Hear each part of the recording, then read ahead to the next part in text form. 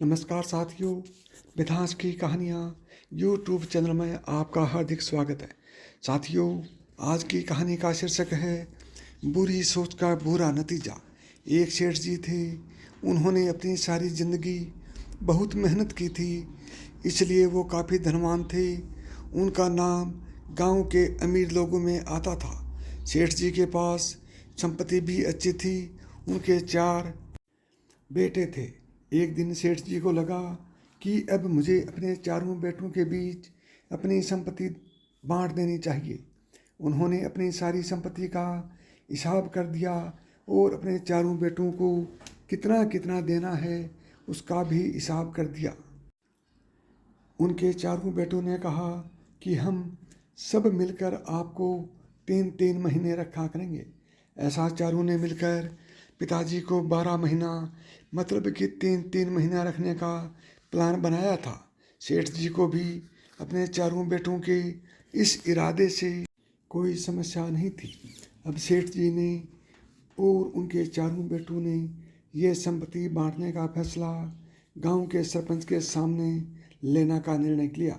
एक हफ्ते के बाद वो लोग गांव के सरपंच के सामने ये फैसला लेने वाले थे। जिस दिन सेठ जी ने यह संपत्ति का बंटवारा करने का निर्णय लिया, तभी जो सबसे बड़ा लड़का था उसके दिमाग में ये बात आई कि एक बार ये बंटवारा हो जाने दो, उसके बाद मैं पिताजी को 3 महीने क्या 3 दिन भी नहीं रखूँगा। वही बात बाकी तीनों के दिमाग में भी आ गई थी। वो चारों सोच रहे थे कि एक बार संपत्ति अपने नाम हो जाए और उसके बाद क्या करना है वो तो हमें देखना है। वो चारों इतने लालची हो गए थे कि अपने पिताजी को 3 महीने रखने के लिए भी राजी नहीं थे। जिस पिताजी ने इतनी मेहनत करके इन चारों को संभाला था, वो चारों मिलकर भी अब पिताजी को संभालने के लिए राजी नहीं थे। अब आखिर हफ्ता पूरा हो गया और बंटवारे का दिन आ गया।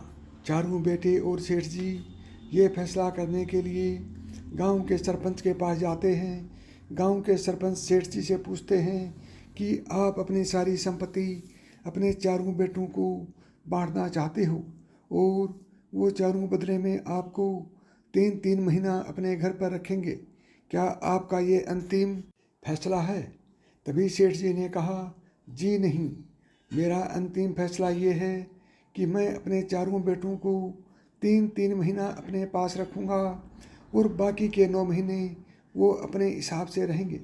सेठ जी का अंतिम फैसला सुनने के बाद चारों बेटे के पैरों तले जमीन खिसक गई और वो चारों हक्के बक्के रह गए। वो सोच क्या रहे थे और हुआ क्या। सेठ जी ने तो पासा ही पलट दिया। इसी तरह ज़िंदगी में भी ऐसा ही होता है। अगर हमारे इरादे सही ना हों तो कभी कभी भगवान ऐसा पासा पलट देते हैं कि जिसकी हमें भनक भी नहीं होती है। साथियों, ये कहानी आपको कैसी लगी कमेंट बॉक्स में कमेंट करके बताएं। और अभी तक आपने मिथास की कहानियाँ यूट्यूब चैनल को सब्सक्राइब नहीं किया है तो अभी सब्सक्राइब करें। अगली बार और बेहतरीन कहानी के साथ मिलते हैं। तब तक नमस्कार दोस्तों। जय श्री कृष्णा।